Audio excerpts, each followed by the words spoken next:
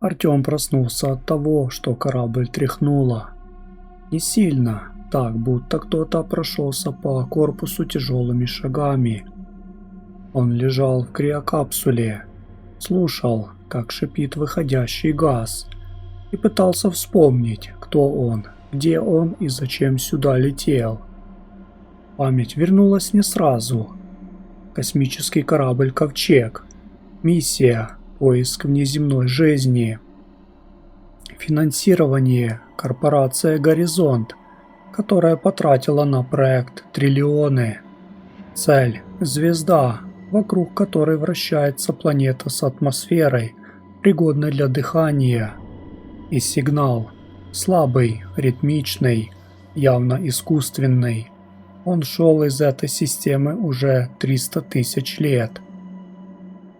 «Доброе утро, командир», — сказал голос из динамика, искусственный, женский, с легкой хрипотцой. «Мы прибыли». Артем открыл глаза. Он был командиром экспедиции. 17 человек экипажа, 2 в криосне, остальные на вахте или в медотсеке. Его заместитель Ирина, ксенобиолог, умная, красивая, холодная. Главный инженер Михаил, старый друг, с которым они начинали еще на земных орбитальных станциях. Доктор Анна, тихая женщина с усталыми глазами. Остальные пилоты, связисты, техники. И один пассажир, которого никто не выбирал. Андрей Корсаков, представитель корпорации «Горизонт». Он появился за день до старта с чемоданом и приказом от акционеров без него не взлетать. Артем ненавидел его с первой минуты. Гладкое лицо, пустые глаза, идеальный костюм. Такой человек не летает к звездам. Такой человек смотрит, чтобы никто не узнал лишнего. «Подъем», — сказал Артем, садясь в капсуле. Он надел комбинезон, проверил жизненные показатели. Все в норме. Через 10 минут он был на мостике. Ирина уже стояла у главного экрана. «Смотри», — сказала она, указывая на голографическую проекцию. Планета была красивой, голубовато-серая, с тонкой атмосферой и огромными океанами, но не это привлекло внимание Артема. На экваторе, прямо по центру материка, возвышалась структура, не гора, не вулкан, геометрически правильная, с прямыми углами, с мерцанием в основании, искусственное сооружение, огромное, километров 20 в диаметре. «Что это?» – спросил он. «Мы не знаем», – ответил Михаил, подходя к пульту. «Но оно излучает тот самый сигнал. И еще кое-что». «Что?» «Тепло, много тепла. Внутри температура под 60 градусов, снаружи минус 40. Там есть жизнь? Датчики показывают органику, не нашу, но похожую. Артём посмотрел на Ирину, она кивнула. Мы должны спуститься. Мы не знаем, что там. Именно поэтому мы здесь, командир, чтобы узнать. Он отдал приказ готовить спускаемый модуль. 3 человека. Он, Ирина и Михаил. Корсаков, конечно, напросился с ними. «Я представляю корпорацию», — сказал он, улыбаясь. «Мое присутствие обязательно». «Вы не ученый и не военный», — ответил Артём. «Я финансист, я считаю деньги. Если вы найдете там что-то ценное, я должен это оценить». Спорить было бесполезно. Корсаков летел с ними. 4 часа спуска. Атмосфера оказалась плотной, с высокой концентрацией неизвестных газов. Датчики захлебывались, модуль трясло. Артём сжимал подлокотники и молился всем богам, в которых не верил. Посадка была жесткой. Они сели в 5 километрах от структуры. «Выходим», — сказал Артём. Они надели скафандры. Воздух был пригоден для дыхания, почти. Несколько токсичных примесей, но фильтры справлялись. Температура минус 20, ветер почти ураганный. Структура возвышалась над ними, как стена. Черная, гладкая, без швов, без стыков. Материал не поддавался анализу. Не металл, не камень, не пластик. Что-то другое. Живое, мертвое. Артём коснулся стены рукой в перчатке. Она была теплой, почти горячей. «Там вход», — сказал Михаил, указывая на провал в основании. Они вошли внутрь. Коридор был огромным, с высоким сводчатым потолком. Стены светили слабым голубоватым светом. Ни пыли, ни грязи, ни следов времени. Будто здесь всегда было чисто, будто кто-то убирается. «Это построили не люди», – прошептал Корсаков. «Ты гений», – буркнул Артём. Они шли долго. Коридор петлял, разветвлялся, снова сходился. Михаил отмечал путь на карте. Ирина брала пробы воздуха, грунта, странных налетов на стенах. «Органика», — сказала она, глядя на анализатор. «Очень старая, 1000 лет, может, сотни тысяч». «Это они», — сказал Корсаков. «Создатели, те, кто послал сигнал». «Мы не знаем, кто они», — ответил Артём. «Узнаем». Они вошли в большой зал. В центре зала стояли сосуды. Десятки, сотни, зеленое стекло. Внутри черная жидкость. Она пульсировала, как живая. Переливалась, меняла форму. В одном из сосудов жидкость выплеснулась через край и застыла на полу в виде длинной тонкой нити. Нить шевелилась. «Не трогайте», — сказал Артём.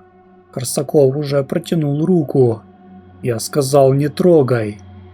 «Я просто хочу». «Ничего ты не хочешь, отойди». Корсаков отступил, но капля жидкости уже попала на его перчатку. Ткань зашипела. Корсаков стянул перчатку. Под ней кожа была красной, как ожог, но не ожог. Она менялась. Структура кожи становилась зернистой, как у пресмыкающегося. «Доктор!» – начал Корсаков. «Мы вернемся на корабль», – сказал Артём. «Быстро!» Они побежали, но обратный путь был длиннее. Коридоры менялись. Там, где они проходили 10 минут назад, теперь были тупики. Карта Михаила врала. Стены двигались. «Нас заманивают», прошептал Артем. «Кто?» «Те, кто здесь живет». Он ошибался. Здесь никто не жил. Здесь ждали. Они нашли другой выход, не тот, через который вошли. Этот вел вниз. Огромный амфитеатр. Тысячи мест. В центре кресла. Каменные, с подлокотниками, спинкой. На кресле тело. Огромные, в 2 человеческих роста. Белое, гладкое, как мрамор. Голова без лица. Или с лицом, но оно было скрыто маской. «Инженер», — выдохнула Ирина. «Это один из них. Он мертв?» «Давно, очень давно». Грудная клетка инженера была разорвана, изнутри наружу, будто что-то вырвалось. Ирина подошла ближе, осмотрела края раны. Он не умер своей смертью, его убили. Или что-то вышло. Черная жидкость, которая была в сосудах, теперь сочилась из пола, из стен, из потолка. Она текла к телу инженера, обвивала его, как змеи. «Уходим», — сказал Артем. Корсаков застонал. Его рука изменилась окончательно. Вместо пальцев выросли длинные костяные отростки. Он смотрел на них и улыбался. «Красиво», — прошептал он. «Я чувствую их. Они говорят со мной». «Кто говорит?» «Создатели. Они ждали нас 1000 лет. Они хотели, чтобы мы пришли, чтобы мы забрали их дар». «Это не дар, это смерть». «Смерть — это дар. Они так считают». Корсаков упал на колени. Тело его ломалось, перестраивалось, росло. Кожа трескалась, обнажая черную плоть. Кости хрустели, удлиняясь. «Стреляй!» — сказал Михаил. «Своего?» Артем не мог. Он уже не свой. Артем выстрелил. Плазма ударила Корсакову в грудь. Тот упал, но не умер. Черная жидкость затянула рану за секунды. Он встал. Теперь он был выше Артема на голову. С длинными руками, с черными глазами без белков. «Спасибо», — сказал он чужим голосом. «Ты помог мне родиться». Он двинулся на них. Они побежали. Артем стрелял на ходу, но плазма только замедляла чудовище, не убивала. Михаил отбивался монтировкой. Ирина вела по карте, которая снова заработала, будто сама структура решила их выпустить.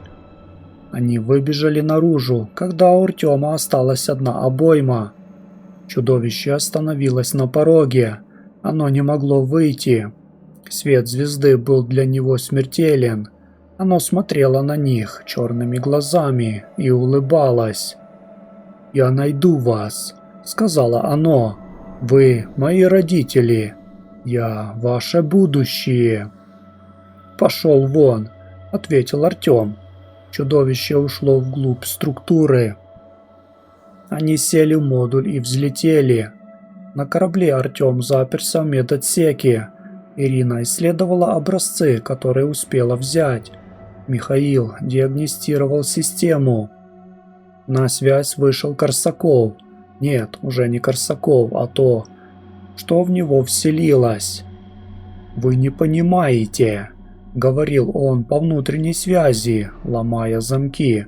«Мы не враги, мы эволюция. Вы только начало. Мы то, чем вы станете». «Мы не хотим становиться такими», — ответил Артем. «Вы не выбираете. Это выбирает ваша ДНК. Мы записаны в вас. Создатели встроили нас в ваш геномен 1000 лет назад. Мы всегда были здесь. Просто ждали активации». «Ты врешь. Проверь. Посмотри на свою кровь под микроскопом». Артем посмотрел. В его крови в каждой клетке была та же черная жидкость. Спала, ждала. Что активирует ее? Сигнал. Тот самый, который вы услышали. Он звал не вас. Он звал нас. Вы просто были носителями. Чудовище выломало дверь в медотсек. Артем выстрелил последнюю обойму. Чудовище упало. Поднялось, упало снова. Из его груди текла черная жидкость, которая собиралась в лужи, а из луж поднимались новые существа, маленькие, быстрые, с острыми зубами. Артем побежал. Он добежал до спасательной капсулы. Ирина и Михаил были там.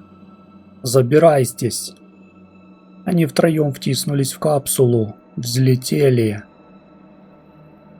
С корабля в неизвестность. Капсула дрейфовала в космосе 3 дня. Еды и воды было на неделю, воздуха на 5 дней, связи никакой. «Что будем делать?» – спросил Михаил. «Ждать», – ответил Артем. «Кто-нибудь когда-нибудь нас найдет. А если нет? Значит, мы были последними, и чудовища победили». Он смотрел в иллюминатор. Внизу на планете структура все еще мерцала. Оттуда все еще шел сигнал, тот самый, который завел их в ловушку. «Мы не должны были лететь сюда», — сказала Ирина. «Не должны», — согласился Артем.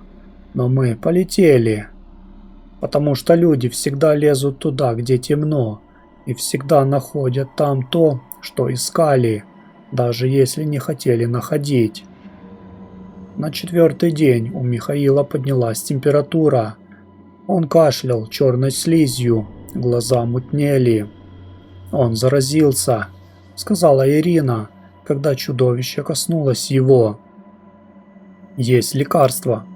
«Нет». Михаил прожил еще 3 часа. Умер в судорогах. Его тело Артем и Ирина выбросили в открытый космос. На 5-й день кончился воздух. Артем сидел в полутьме, держал Ирину за руку, слушал, как шипит последний баллон. «Жалко», — сказала она. «О чем?» «Что мы не успели узнать правду. Кто они? Зачем создали нас? Зачем оставили сигнал?» «Мы узнали главное», — ответил Артем. «Они не боги. Они враги. Враги не создают своих врагов. Создают, чтобы уничтожать». Он закрыл глаза. Когда капсулу нашли спасатели через неделю, внутри было 2 тела. И одно чужое, черное, с длинными конечностями, которое выросло из Ирины за те сутки, пока Артем умирал от удушья. Спасатели сожгли капсулу вместе с содержимым. Доклад подписали. Несчастный случай, все погибли. Но сигнал с планеты продолжал идти. На других частотах, другим кораблям, другим людям. И однажды кто-то снова ответит на зов.